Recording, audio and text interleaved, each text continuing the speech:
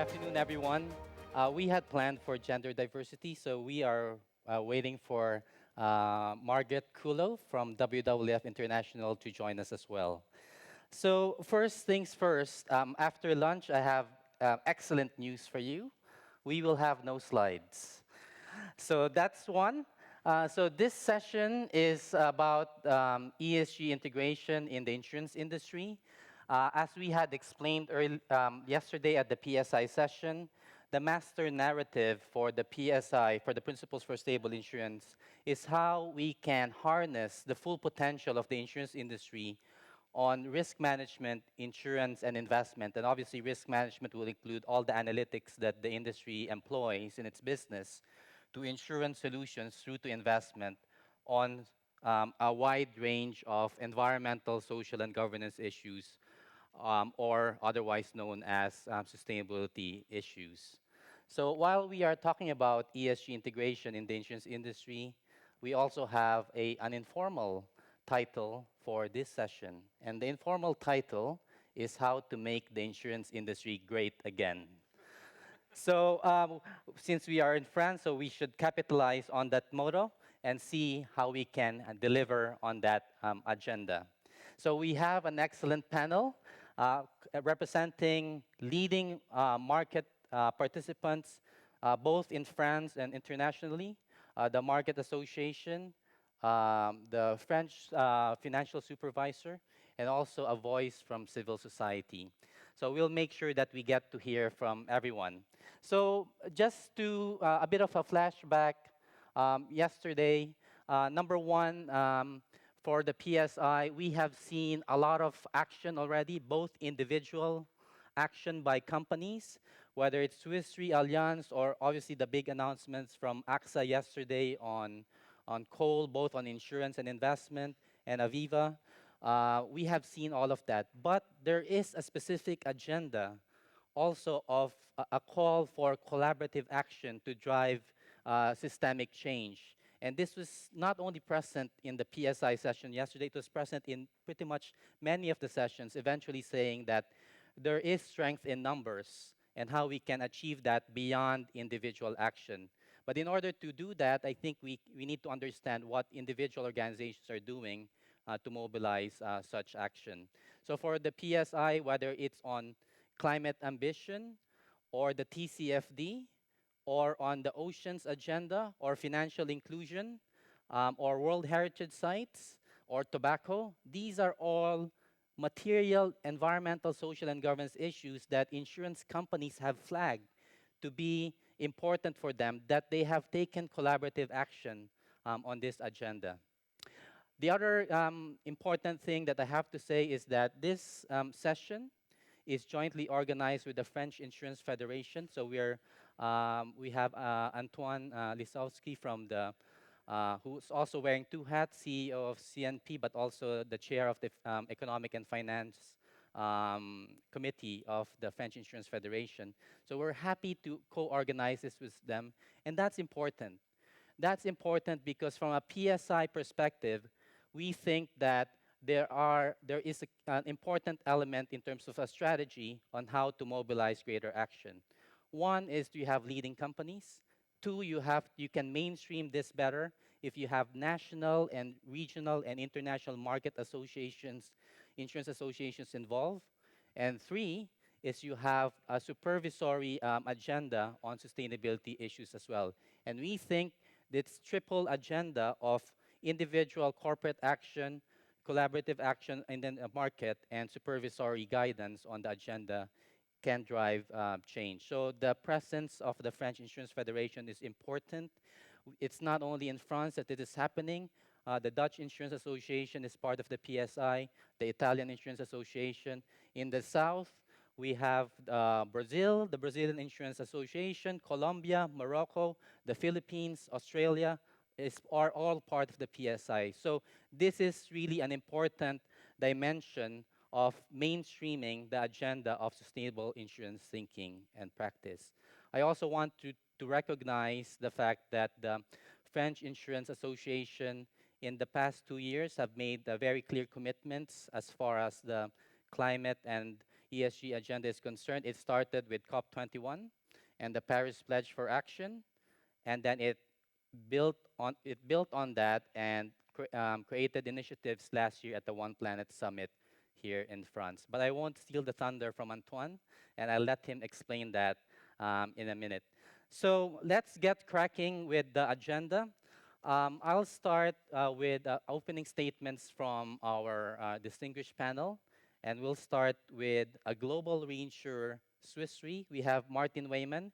He's the global head of sustainability, and obviously Swiss Re is a well-known, one of the largest reinsurers in the world, but also has been a sustainability champion, is involved in this agenda, one of the founding signatories of the PSI, and you name all other initiatives, Swiss Re is pretty much there. Martin, take it away. Thank you very much, Butch, for the invitation and for the kind introduction. I want to make a tour d'horizon. As you said, we want to cover both sides of the house, and I want to give a few aspects of that.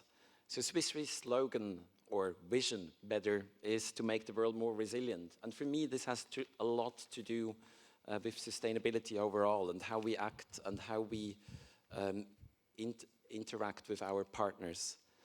So this also is reflected on both sides of the house, both on the assets and liability side. I will speak very briefly about products and services that we have, about the sustainability risk framework and our newest edition on coal there from this year, and then also talk a bit about the asset management side. If we go to products and services, and I personally believe this is a very important thing, only if we pioneer and on the other hand also scale products, we make a difference in combination with the other parts on the sustainability risk or downside. So Swiss Re has been often at the forefront of pioneering solutions, and with our reinsurance solutions we help address environmental and key societal challenges. Our focus there is on natural catastrophes, on climate change, food security, renewable energy, funding longer lives and advancing access to insurance. We cover a broad range from products side. So as an example, in China, we just provided a climate adaptation program on disaster insurance. In another world region, we just covered farmers basically for their drought risks that they could have, which is more on the micro scale, from very big scale to micro. But also the transformation on sustainable energy projects, where we cover wind farms, but also have just this year pioneered the solar put as an example, but also in our operations to look at the greenhouse neutral program that we initiated in 2030. And the first cycle was up to 2013 for 10 years. Now we're in the second cycle and we are planning already ahead what will come, and also as we have a pledge to the Paris Agreement, also accompanying that from an operations perspective. We are founding member of the RE100, and so receiving, or with the goal, and we are very close to it, to have 100% of the power for renewable energy by 2020. So you see, for me personally, I think the insurance industry and we collectively can do a lot to pioneer and scale sustainability solutions further. The other side, on the liability side, but also asset side, is an overarching sustainability risk framework. And I have three numbers, 10, 20, and 30. So almost 10 years. Next year we'll have the 10 years anniversary of this framework. 20 years was the first time that we pioneered or looked at how we can or cannot insure dams and other sensitive sectors. And 30 years was the first publication on climate change that we published, and continually want to learn more and need to learn more in order to adapt our products and services to that regard. So we have long recognized that espousal of human rights, labor standards, and environmental protection is crucial for responsible business and sustainable development, and in the long term benefits us in the reinsurance industry. So not only is that good business, but also it makes economic sense in the long term. Although in the short term, you sometimes give up some premium income, as we have heard from AXA yesterday, also with their announcement. So the sustainability risk framework is composed of two umbrella policies, which are covering human rights and environmental pollution. Also, it has a connection to the World Heritage Sites program that you have at the UNEP PSI, and it covers sectorial policies. As an example, oil and gas, defense, mining, dams, forestry, animal testing, nuclear weapons, and the latest, as said, is coal. I want to give a bit background on that because it's a development journey for every organization that is working on that. You need to get the buy-in first internally to solidify what is possible. And based on that, we came out in July to limit our support across all lines of business for activities that have more than 30% of exposure to thermal coal, utilities, or mining. But that needed a lot of work, and one of my colleagues is also here who worked very intensively on that to discuss through all lines of business and business units to get there. And I think it needs leadership on the working level, on our level. It needs leadership on the very senior level to back such developments. But I think I'm very positive in that sense that this year and last year were a bit game changers in that regard. I feel that not only on topics that we have in sustainability risk framework, but also on the opportunity side and investor side, there's a big movement at the moment. So from niche discussions to mainstream board and GEC discussions. So I think what is important, the coal policy is not just a standalone policy, but it's embedded in our carbon risk steering model. So it's the first step where we look at what is the overall footprint of our carbon, of our portfolio with regard to carbon. So it goes a much discussed topic into impacts as well from these days. So what are the environmental impacts and how can we balance? So if we reduce certain risks here, how can we balance that by doing more business on the other side? So that's the background where we will be working towards to a carbon steering mechanism. Going to the other side of the house, from the asset management side, again, resilience plays an important role, and there's also a history to that, which is not those 10, 20, 30 years, but it's quite young, it's 2 years old. But it came with a very strong leadership of the Chief Investment Officer of Swiss Re and the whole company making a switch from the traditional way to look at our investment portfolio to put all investment under ESG benchmarks. And Swiss Re was one of the first companies to make this very bold move towards those benchmarks. So the empirical evidence confirms our findings that ESG benchmarks, and it's aiming to integrate ESG criteria, lead to improve the risk-adjusted returns in the long term. And I think that's a very important element. So we say really it makes not only from a sustainability perspective sense, but from an economic sense. And in that sense, the responsible investment topic is here to stay and gained a lot of momentum. Global assets base towards this responsible investing remains though a challenge. And there's several items we need to talk, and we talked about that. We need to talk about standardization. What are the definitions on that? So there are a number of topics which we need to tackle carefully. I think our approach on the investment side is three-pronged. We do enhancement, so that's basically putting all the investment under ESG benchmarks and investing therefore in ESG higher rated assets. We do on-purpose inclusion, which is the inclusion in the sense of thematic investments, where we say we want to have an overweight in certain sustainability-related investments, and we have certain exclusion. So same as on the underwriting side, already last year we announced a 30% threshold on the asset management side on coal as well. And last but not least, it's important, as we have a lot of managers, asset managers that we work with, that we talk with them, interact with them, and also have a clear monitoring and use also our voting power. So these are additional elements on the responsible investment side as well. Thanks, Martin. It's very comprehensive what Swiss Re is doing on a wide range of ESG issues. And I know that we've been engaging with Swiss Re for many years, and that sustainability framework is probably one of the most mature in the markets. And I've seen it. If you go to Brazil, if you ask the Swiss Re folks there, they know about the framework. They're implementing it. In Africa, in North America, it's the same thing. So it's not simply Zurich head office saying this, but this is really, we've seen this on the ground.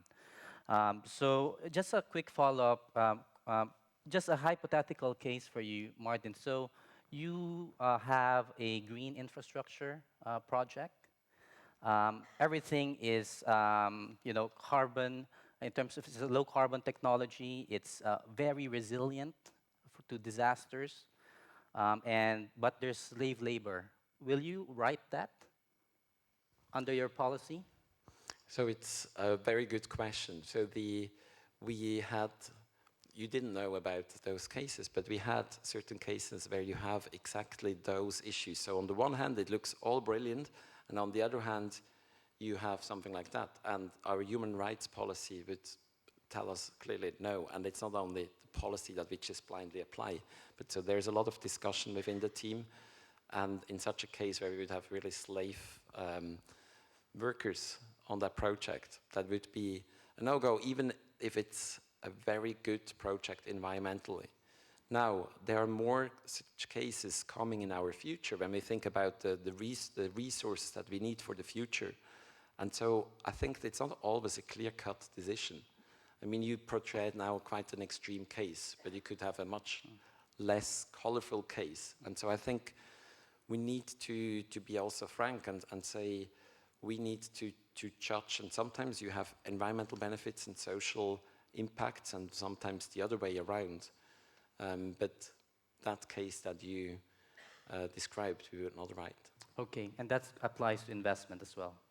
Yeah, so the framework applies across the whole company. Okay, great. Let's move on to Matthias Sewald from Allianz here in France. Obviously, Allianz is a big global insurance investor as well. They have several trillions if you consider third-party assets under management, aside from their own assets. And we're very happy to have a CIO mind on this agenda. And Matthias, I was just in Munich last week. There was an FT event, Financial Times event, about managing insurers' assets in Europe. And some of the questions there in an FT event were still about performance and those things. I just wanted to get a CIO perspective on ESG issues, and what are you thinking when you are faced with issues like we have today? Very good. Thanks, Butch. Very delighted to be here. If you just allow me, as a simple investment person, nevertheless, to change a little bit the subtitle you gave us at the beginning, I would say how to keep the insurance industry great in the face of ESG challenges ahead of us. It's not about making great again. I think it's keeping us great in the face of the challenges. Responsible investor, and I think that's also what you were referring to with regard to the Financial Times event in Munich.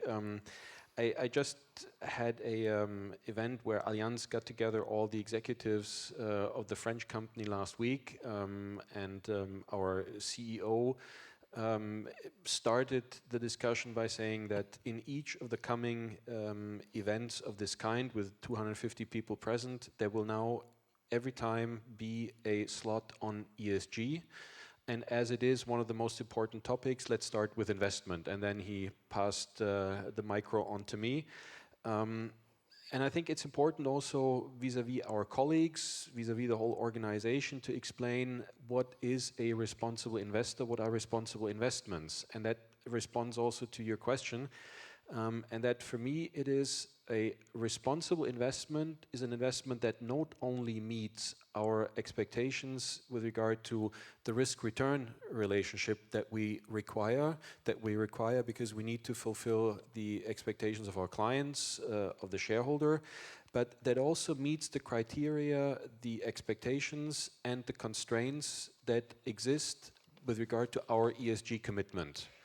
Our ESG commitment with regard to all three components. And an additional important aspect from my perspective is that our job as an investment management function is to create a resilient portfolio. And a resilient portfolio in today's environment means that it is a portfolio based on financial analysis and ESG analysis. Both of them do make, if they're followed up by the right decisions, that make a portfolio resilient. That's not really something new. Because we've looked at those different aspects not only since the last 2 or 3 years. If I look at the time when we also here in the French portfolio started to invest in renewable energy, when I look at a significant part of our real estate portfolio that's made up of social housing, if I look at the governance approach as being represented at annual shareholder meetings, but what is changing nevertheless does require a transformation also of the investment function. And if I may start, one topic clearly is the latest poll that I've seen is that 61% of French clients, when do investing, they want to know that their investments are used for good purposes. We've seen that individually at Allianz when we had a hackathon on ESG topics, where we had a 72-year-old client, 30-year client of Allianz, who participated in this brainstorming session saying, my kids, my grandchildren have asked me, well, what does your money do? And I think as an investor, in particular for life insurance, we need to be able to respond to this. Clearly, on top of this changing perception of end clients, there is the changing regulatory environment. Just looking at Article 173, there's a changing perception by investors, by the grand public. But what it all leads to in the end, from my perspective, is that today, what we do in terms of integrating ESG all along the whole value chain of investment management is finally a risk management activity. It's a risk management activity because we need to consider that standard assets will increase potentially in terms of volatility because there's less interest in the market. It's a question of safeguarding the portfolio against ending up with stranded assets 5, 10 or 15 years down the road. And it's all this that for me does make ESG compliant investment part of our overall risk management function. And that is why it needs also to be integrated into the whole process. It's not just that at one point in the investment cycle, you suddenly start thinking, oh, well, I now need to also look at, is that investment in line with my ESG expectations? It already starts out with the choice of asset managers. It continues with asset manager reviews done annually, where we look at how did they do with regard to our criteria.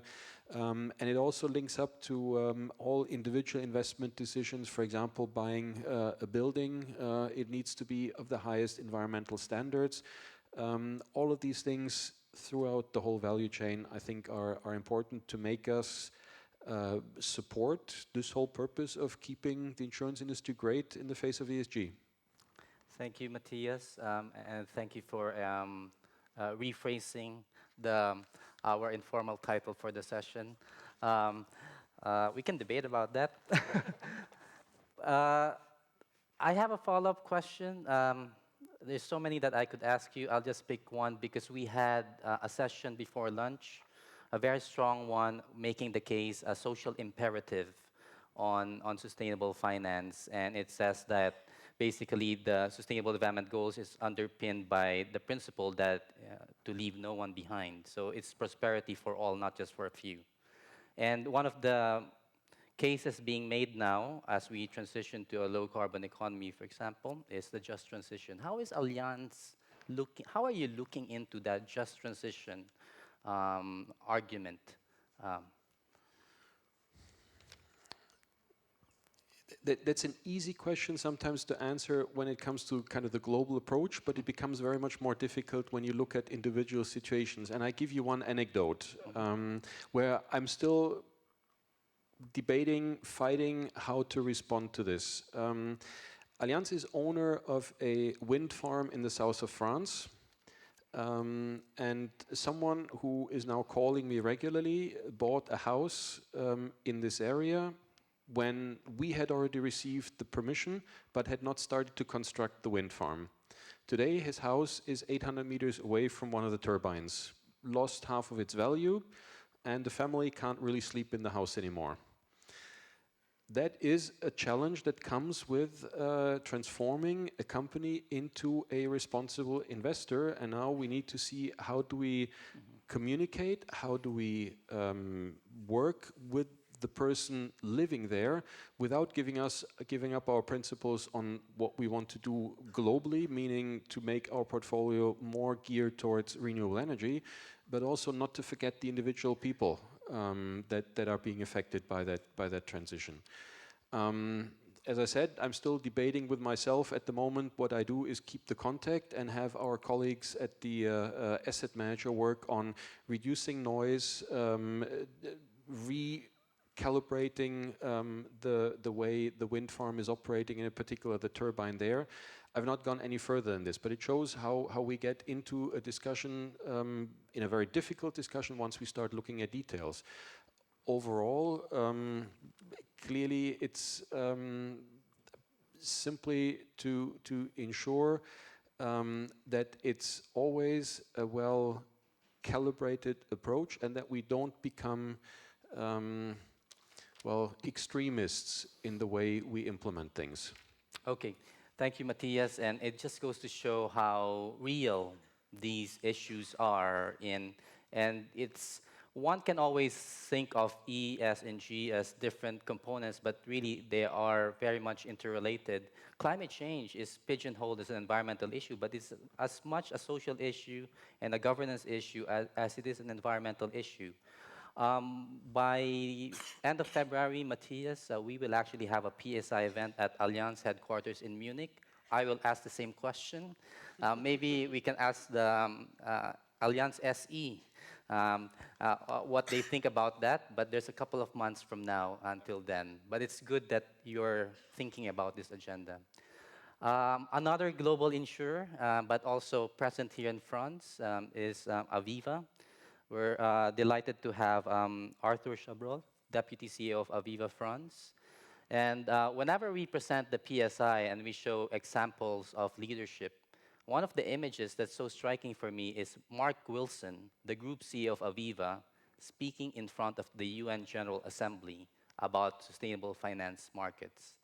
That's a global insurance CEO speaking at the UN about sustainable finance and the sustainable development goals. So it's very interesting to have Aviva here and the Deputy CEO in France. Arthur, would you like to elaborate on what Aviva's doing on this agenda? Sure, thank you, Bert. Thank you for welcoming me and Aviva. I'm proud to be part of it. I have to say I'm happy to be a part of these Make Assurance Great Again or Keep It Great.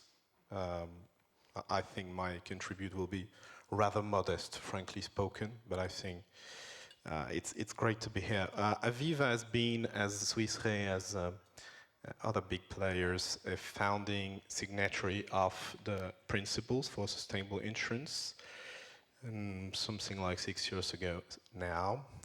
We are very happy to welcome the FFA as a supporting institution of the PRI, so it's great news for the sector as a whole. No doubt that, together with my colleagues, Aviva is certainly one of the most advanced players concerning ESG today. It's been recognized by independent players such as yours, but as yourself also, so it's well shared. Our business model in France is both based on GI or non-life and life. We are commercializing all type of products with all type of distributors, meaning that we really perceive ourselves as a risk carrier, a real insurer, and an investor, of course. So what we are trying to do is really to embed ESG within our business, can be on left and right side, on both parts of the balance sheet, right? Our ESG approach or methodology is internally called RISE, R-I-S-E, so R for reduce, I for integrate, S for sustain, and E for engage. Just maybe a few features, and then I'll leave the floor to my colleagues to give you examples in terms of engagement, what we've done this year. So we have engaged with more than 1,400 companies. We have voted something like 49,000 resolutions across the year, and we attended something like 4,000 shareholders meetings, really representing a strong level of engagement. Thank you, Arthur. So when you say engage, was that because Thomas Buberl yesterday was talking about AXA's role as on shareholder engagement and also what they call insurer engagement. Is that what you were referring to? Yeah. You were talking about both Yeah. insurance and Yeah. investment? Absolutely. And maybe it's even more visible for the GI business, the life focus being much more on investment, as it has been mentioned by Matthias. On GI, we perceive this on day-to-day basis, really, as it's anchored in our business. Okay, very good. Let's move on because we have a pretty big panel to navigate. And we now have the pleasure of having Antoine Lisowski. He's CEO of CNP Assurance, but today he's wearing the hat of FFA as the chair of the Economic and Finance Committee of the French Insurance Federation. And I did mention earlier that the French Insurance Federation has started a number of initiatives on sustainability, and Antoine, please share with us what the market is doing. Well, first, we started to develop this policy years and years ago, but it's clear that COP21 was a moment where all the initiatives of the French market gathered together, and we entered in the Paris Pledge for Action at this date, and we considered that we are together managing 2,400 billion euros, which gives some possibilities to have real action on what is happening. In a way, I would say that our challenge is simply to keep the industry alive, because our customers and our environment are at stake. And clearly, the investments of the industry are a condition to make this industry and this future better. One of the action was to stop completely investing in coal industry. That means that reducing progressively the part of shares or bonds of coal industry detained by the different companies, and to stop investing in other assets in coal industry. The second one was also to offer to our customers a large set of unit links invested in green activities. It is important. Why? Because we are not only companies, we are companies made of people and selling producers to other peoples. That means what? That means that people within the company, they want to know why they are working for, and to propose to their customers something which is linked with this effort, with this common effort, is important to mobilize the people. And on the other side, our customers, they also want to be clearly informed that they have a choice to invest their money in something which has a flavor of more green than an average investment which are available everywhere in the market.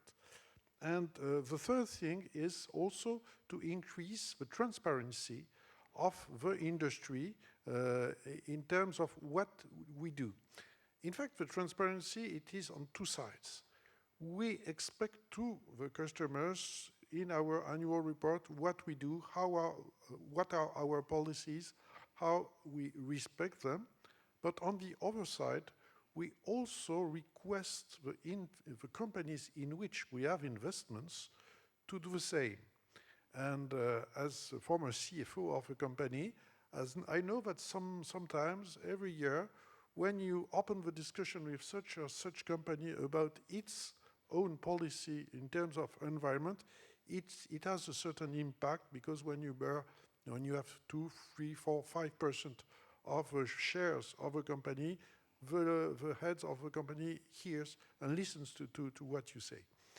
And now we are progressively organizing the industry, the insurance industry, in order to have a more coordinated activity. We have settled up a common group, working group between people of, I would say, environment and people from investment side at the FFR, and they have developed a set of 18 proposals and principles to help the company to act in favor of change. Thank you, Antoine. I think it's very interesting to see these developments in your market. I can see some parallels in Brazil, for example, on climate risk transparency. Just last May, the entire market in Brazil actually committed to support the TCFD recommendations, and that's largely because of the Brazilian Insurance Confederation behind it, alongside the Brazilian insurance supervisors. I just wanted to ask, those initiatives, that started not just this year, that was in 2017, right? How are you progressing as far as your aims are concerned as a market? Yes. In fact, we have set a series of actions, and we measure every year the percentage of companies in France who improve their action in this field. For instance, how many companies are using ESG criteria where having their investment policy. How many take these criteria in mind when investing in bonds or in equities, and so on. And every year, we measure, we make a pool, and we measure the improvement of our members in that term. It is also a way to emulate the efforts of the different companies. Clearly, one of the key of that is that nobody wants to appear to be out of the game, but conversely, it is fair to say that no company wants to appear as having possibly having a lower return and so on, because it acts too aggressively in terms of selection of assets. And it is a very important thing, which is the backtesting of what are the policies, what are the impact of the policies on the return on our assets. And on that respect also, we are very active to have instruments of measuring the backtesting of our climate efforts in the investment performance of a company. Okay, and I just couldn't resist. If you may, if you can answer it, it's good. If you don't want to answer it, it's also fine. The agreement of the FFR on not anymore supporting coal. What was the trigger for that? What was the driving force behind it? Was it members like Aviva, Allianz saying that we should do this together? Is it Article 173? Is it Paris? Or all of it? But what was it that made the market say we will no longer do this? Well, it's clearly a mix of everything, but I would say that there are three main things. First, clearly the legal frame, the Article 173 and so on, it helps. Second, when such or such company as AXA, CNP, or Aviva, Allianz, and so on, show what they do, the others are enticed to imitate. Third, and I insist on that, when the people who are within the company, the people online, when they see that, they go to the staff and say, okay, and we cannot we do the same? And it is clear a pressure from inside of the company to be at the best level. Okay, thank you so much. We're also delighted to have the Bernard Delas, Vice President of the French Prudential Supervisory Authority for us. And Bernard, obviously you've heard from many of your market participants what they think about this, both from companies and also the association, but it would be great to hear what the French Prudential Supervisory Authority has. What are your views on this topic of ESG and sustainability? Thank you very much, Butch. After this very interesting contribution from very active representatives of the industry, I will take the perspective of a supervisor. A lot has been said already about the multiple effects of climate change on the insurance industry. It is clear that these issues have to be addressed. It is of paramount importance to take action. What is at stake is very serious because it is about the future of our planet and what we are going to leave to future generation to make the world they will live in acceptable and possible. It is very clear for me that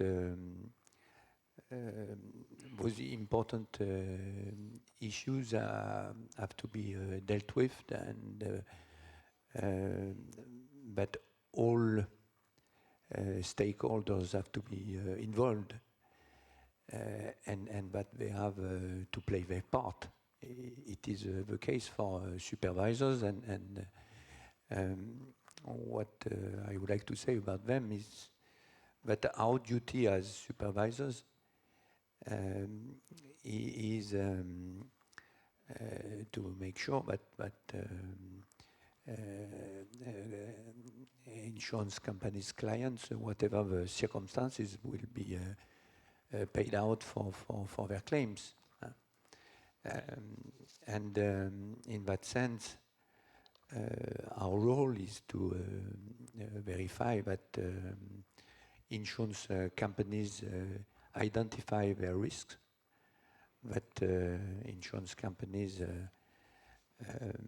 have the right approach to measure them, that they can reduce them when it is possible, that they are capitalized enough, that they are sufficiently resilient to cope with extreme stress scenarios. This is what we have to do as supervisors, and it is obviously clear that the risks we have to deal with are present on both sides of the balance sheets of insurance. This is one of the specificities of our insurance business.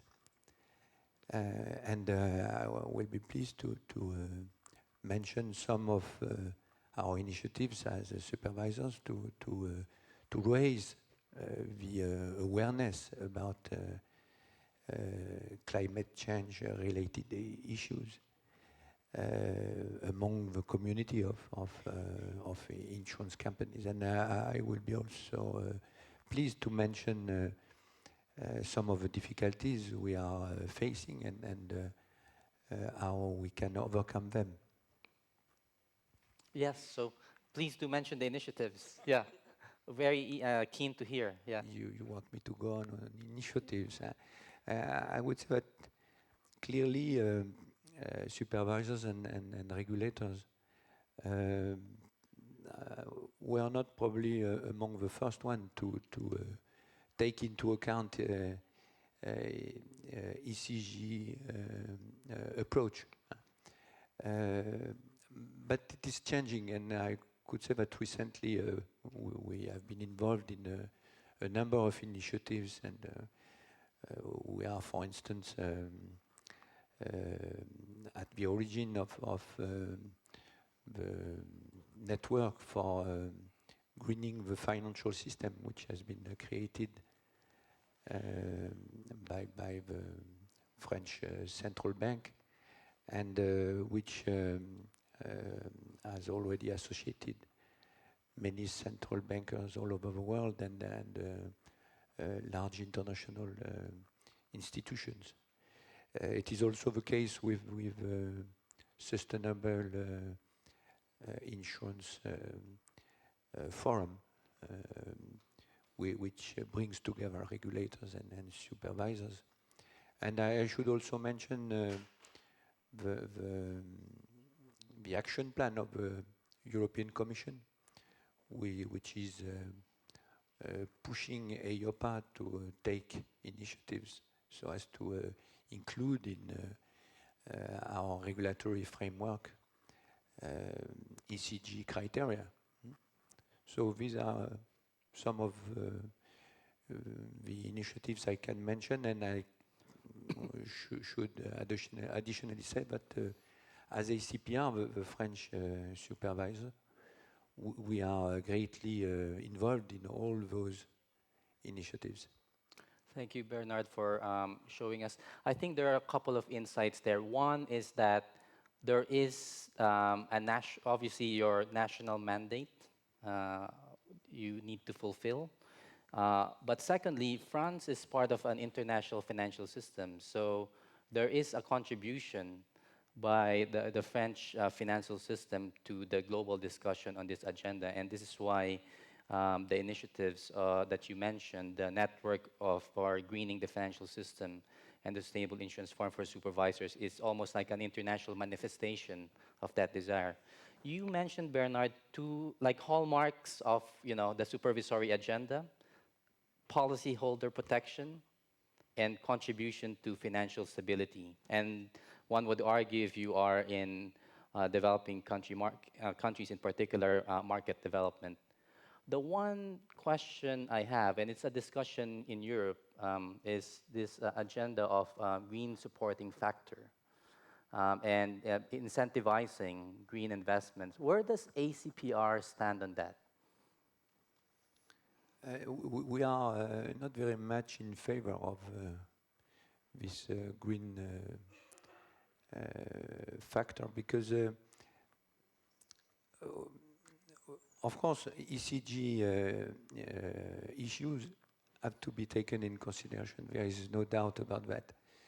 But I think that we have to make a clear distinction between our political objectives, and we all share them, and ECG is part of them, and the role which has to be played by our regulatory prudential framework.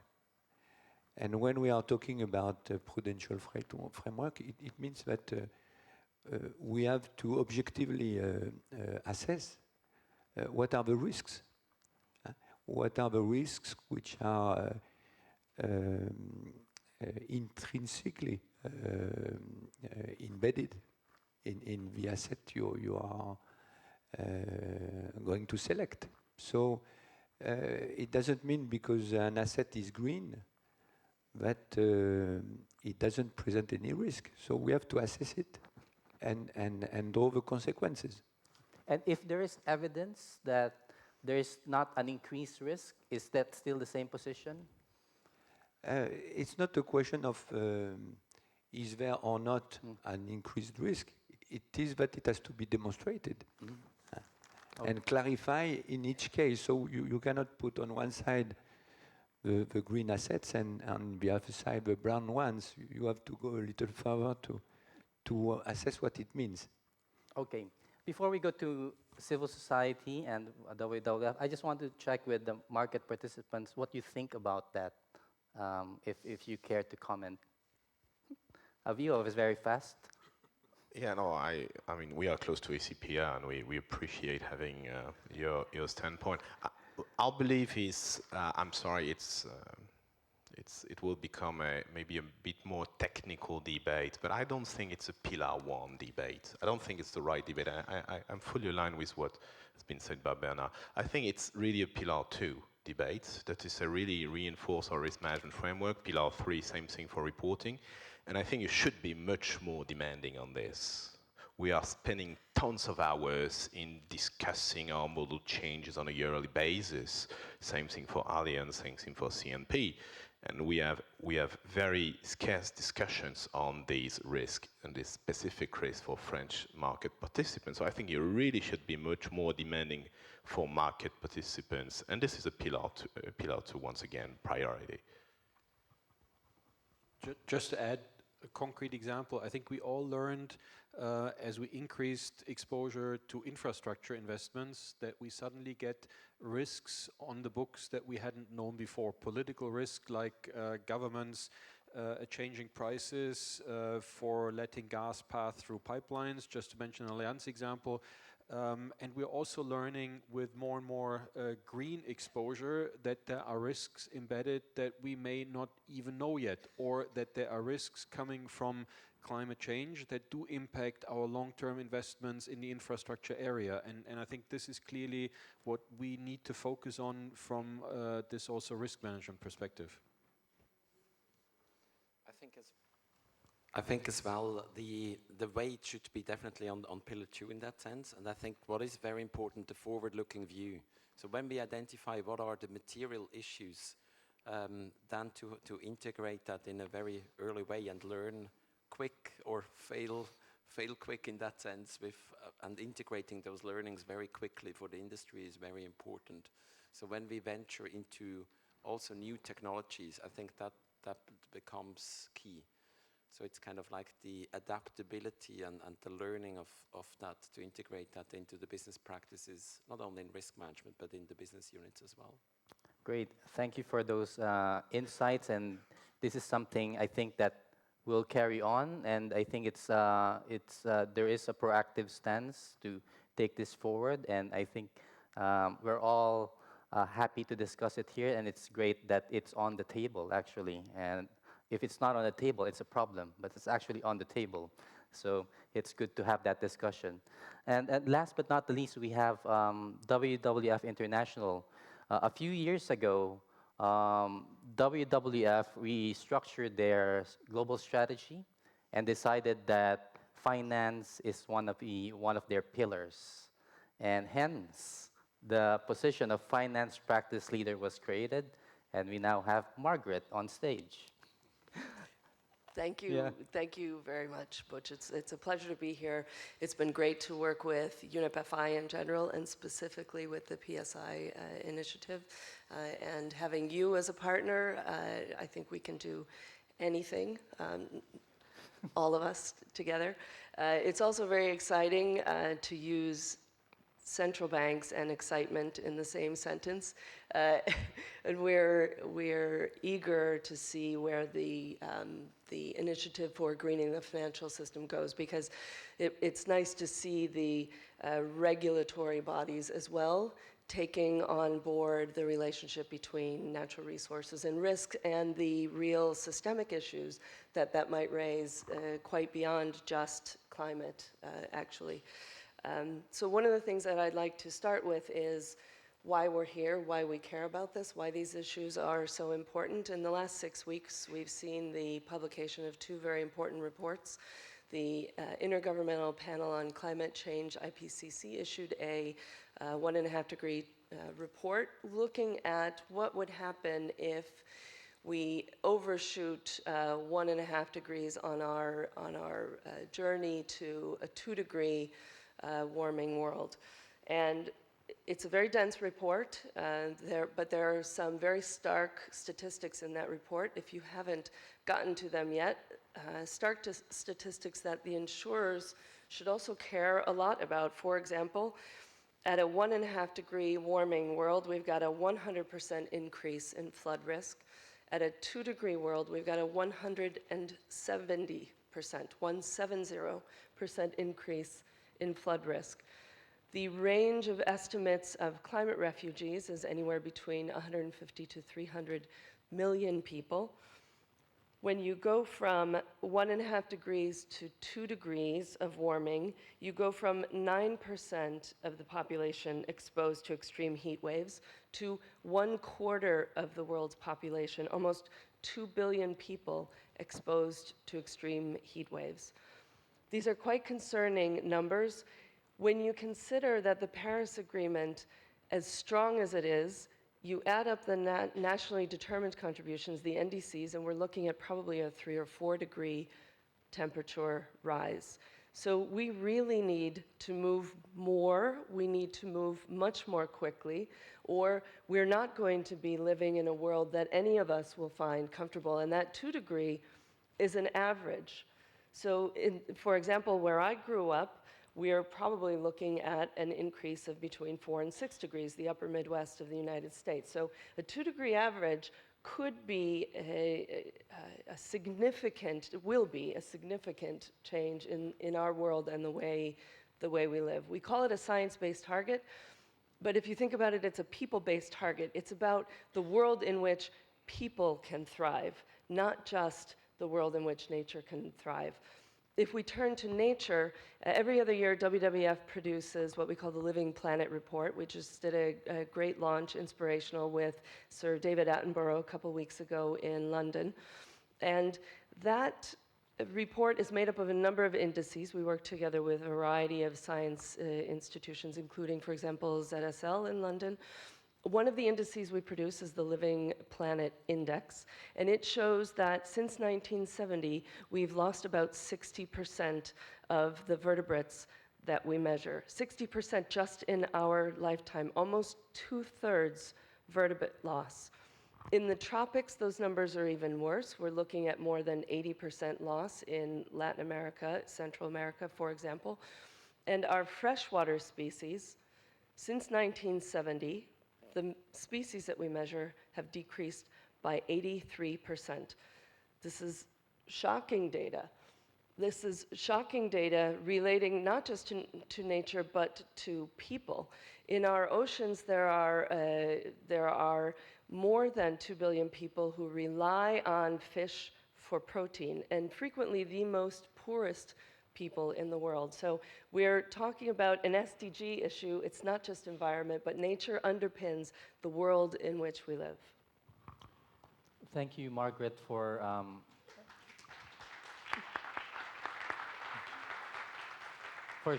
making it crystal clear that it is not just about the panda or the polar bear, but also all about us, actually. Can I just ask you a blunt question? What is it that WWF thinks that the insurance industry can do better? Mm-hmm. Yeah, this is a great question. I've got at least three suggestions. The first is on the asset management side, you really need to ensure that your portfolios are aligned with a 2-degree world, moving toward a 1.5-degree world. So there are existing tools to enable you to ensure that your portfolios are aligned with a 2-degree world. We're hopeful that very soon we'll have a 1.5-degree tool.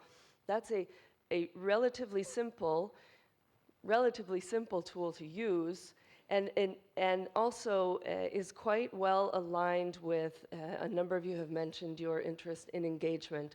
That tool really enables engagement. Your portfolios should be looking toward the future. You should be future-proof and aligned with 1.5 degrees. There are 2 other initiatives that we've been working on jointly with PSI and other partners that the insurance industry should sign up to. The first is the World Heritage Site Commitment, which we launched just recently with UN PSI. We had developed this together initially with banks, and it was interesting when we started to engage the insurance industry, the initiative actually moved much more quickly because for some reason the insurers really understood the relationship to World Heritage Sites. So these are the most iconic natural wonders in the world, places like the Grand Canyon, the Galapagos Islands, places where the natural value is a global human value and not just a value for the local, for the locality. The commitment to protecting World Heritage Sites, when you sign on, enables an analysis that gives you an insight into what you own, what you may be insuring, because you need to do a spatial look. And you may be doing, for example, banks found if they're doing a corporate loan, they may not be fully aware of all of the assets that they're exposed to when they're doing a corporate loan. You'll have a similar challenge on the insurance side. You may not be sure the assets you're exposed to. Taking a look at where the World Heritage Sites are, we have some mapping tools that help this out, and where your assets are that you insure or that you own on the investment side will help you understand if the activities that you're supporting through your financial tools are harming some of the most important heritage sites in the world. And the third is to sign up to the Blue Economy Finance Principles. There is just this week in Nairobi a conference on the blue economy.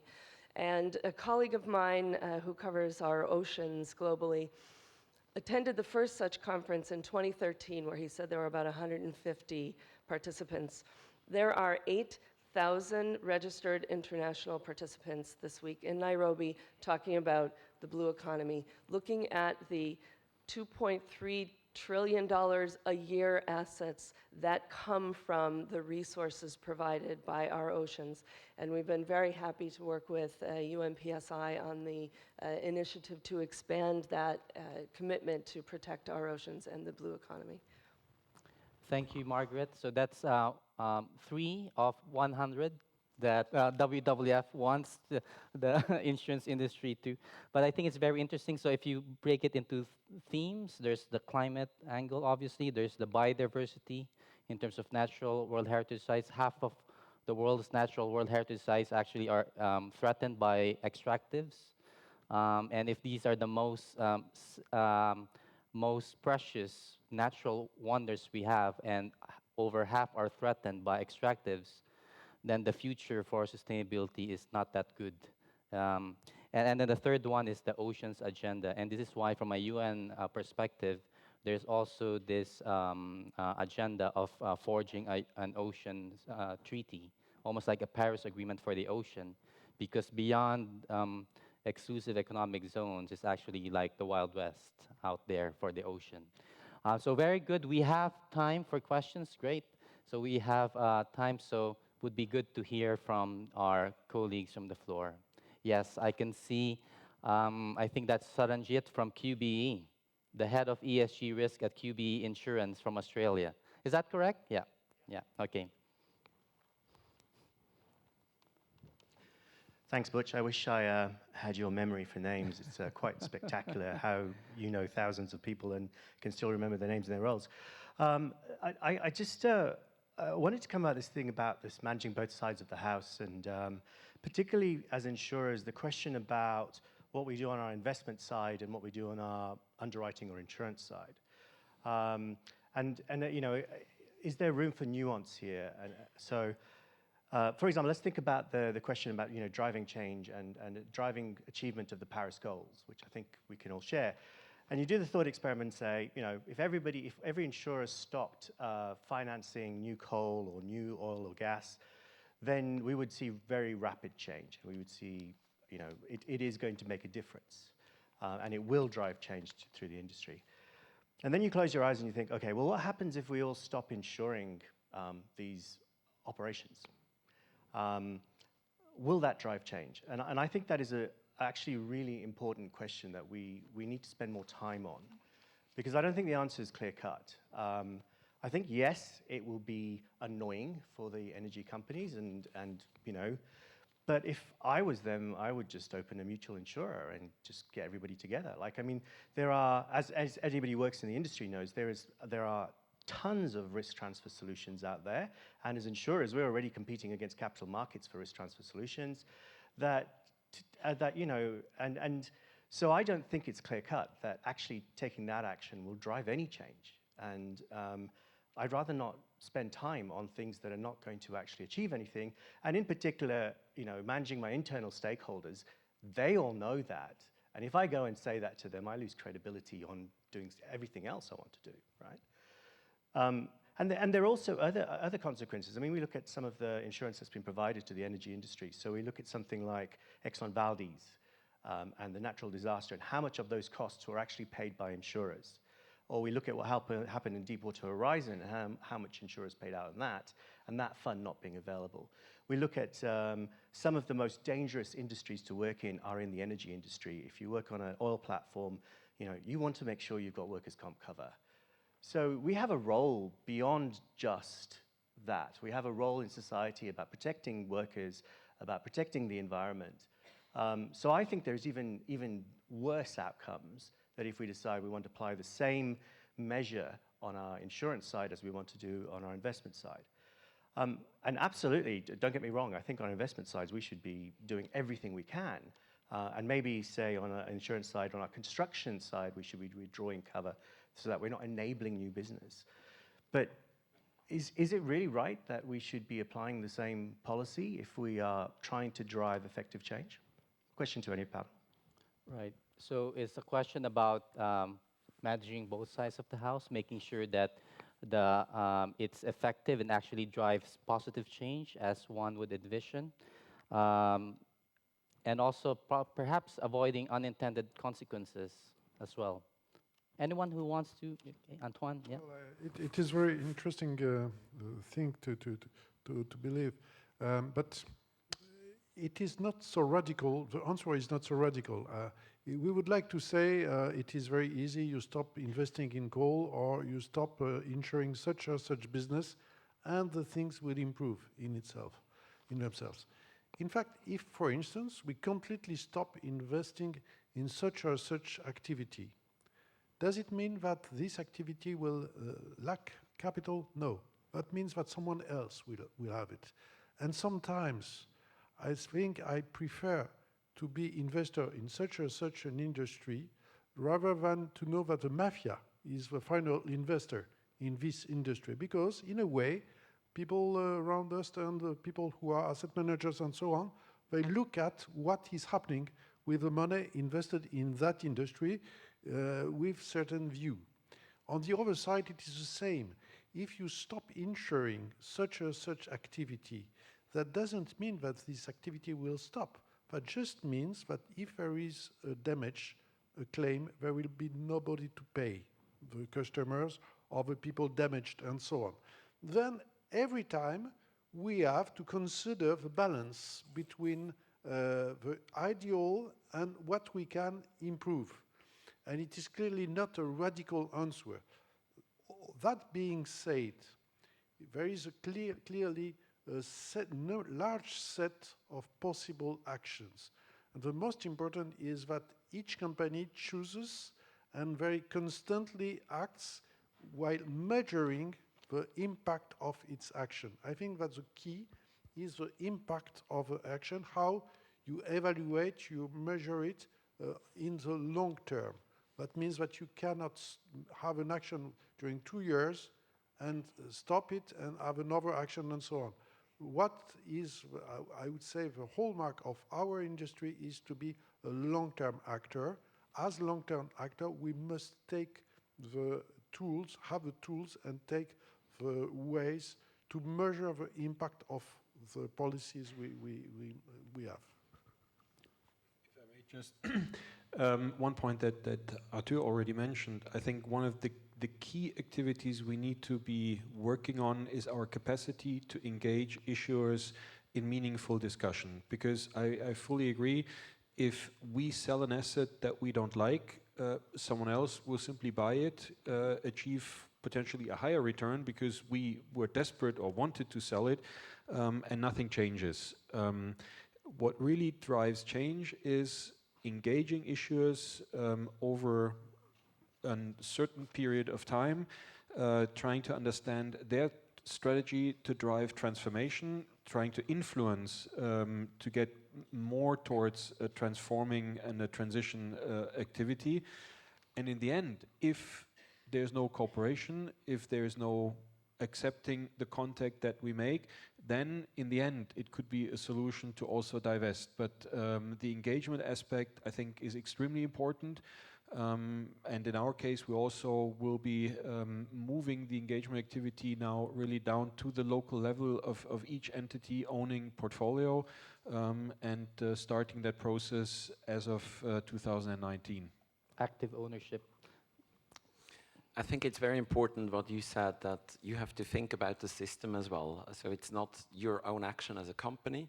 So therefore, I agree that you need to think broader. On the other hand, I think it's a very big signaling effect if several players in the market go in a direction, while there will be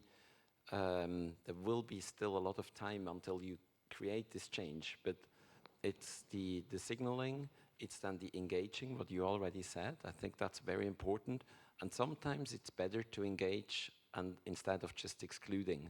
So I think our view is that we might reduce, or not reduce, but have a very limited set of exclusions, but enforce our engagement much stronger on both the asset management side and liability side. And I think that's key to drive change.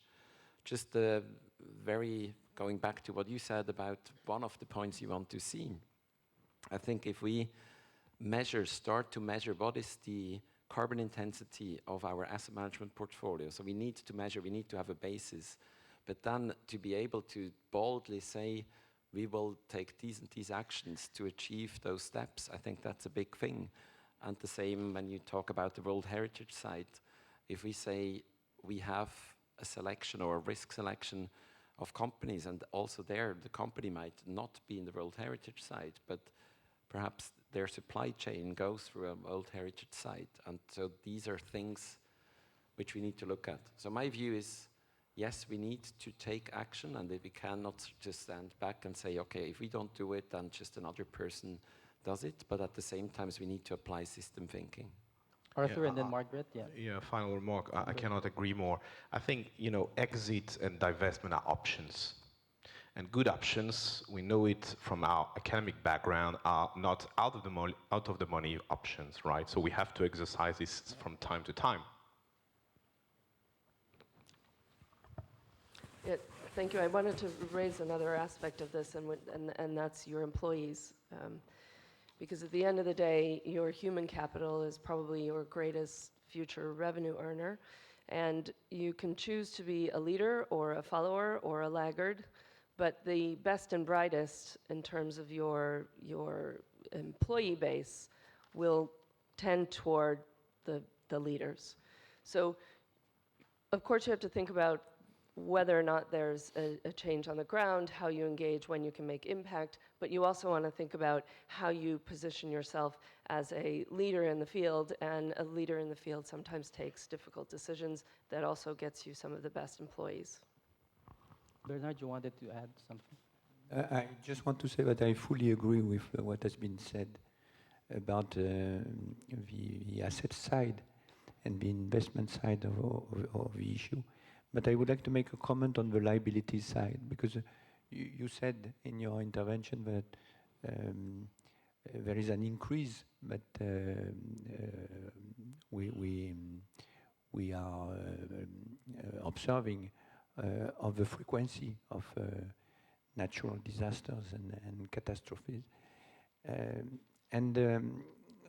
For the insurance industry, what I would like to say is that at the same time, we have an improvement of the tools insurers rely on to set their price and to assess their risks. So the issue is probably not so much on the ability of insurance company to set the right price. The issue is that they will not meet in many cases a solvent demand. because there is always the right price for risk. But large part of the population in sensitive regions may not be in a position to afford it.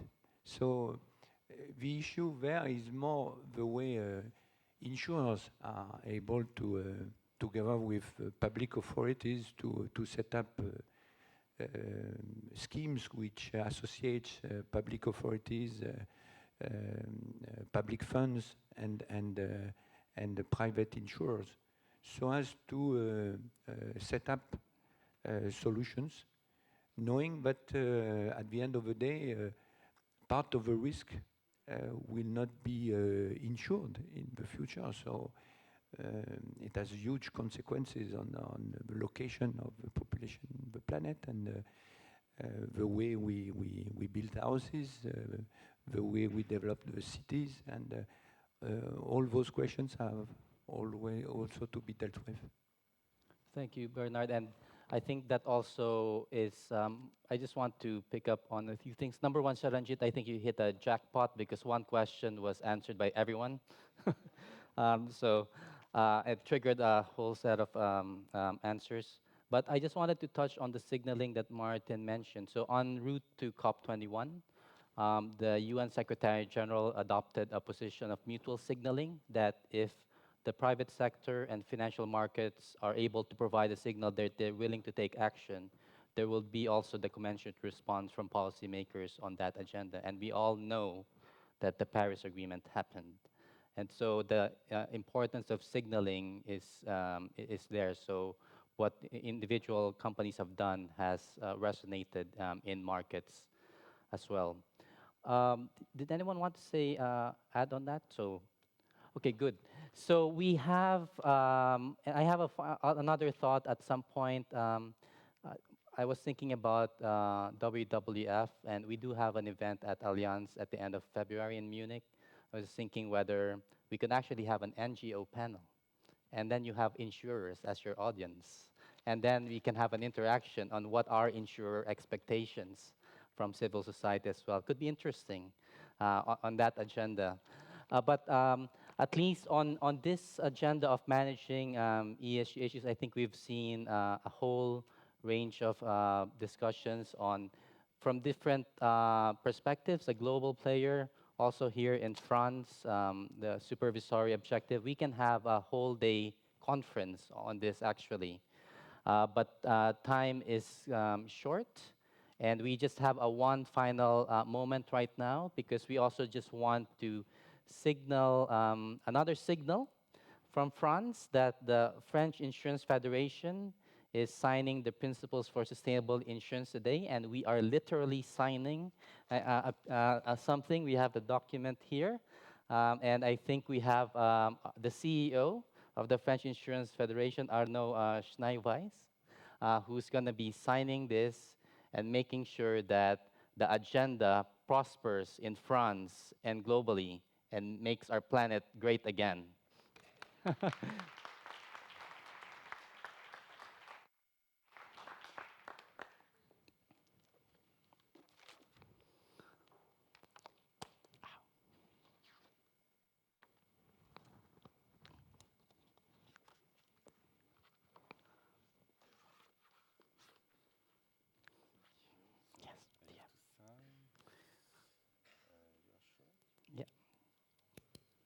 It will be easy. So I am signing the document. Is this a blank check? Thank you.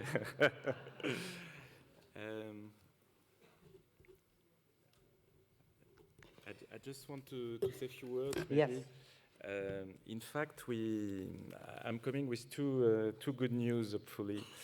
The first good news is that the French Insurance Federation is committed. It has been said in the roundtable, and we prove it by signing this commitment to follow the principles. And it's a matter of consistency, as has been said during the roundtable by various participants between the asset management side and the underwriting side. Well, it is of total interest to go for a plus 2 degrees world, or as you said, if we can, plus 1.5 degree world. This is the first good news, hopefully. The second one is that today we will publish a barometer. We have started this exercise last year, and in fact we have been quite active in our, let's say, publishing policy, but we have been publishing guides over the last few weeks. And today we will publish another indicator. We call that a barometer about the progress we make in the French insurance industry as regards ESG issues. And it is controlled by an independent audit, so normally the results are quite honest. And the score was 46 last year, and it is 60 this year, so we still have some room, 60 out of 100. We have some room for progress, but all aspects have improved, governance, engagement, ESG, climate integration in investment strategy, but we still, of course, have a lot of progress to make, and especially on communication with the clients, to make them aware, especially when we propose unit-linked products in the savings business, to make them aware that to buy green unit-links could be in their interest, both financially and for the planet. So we still have a lot of progress to make, but let's say if we compare with last year, we make quite good progress, but we still have some room. We have still a lot of potential. So hopefully it's two good news, and I'm happy to be here and to share this news with you. Yeah.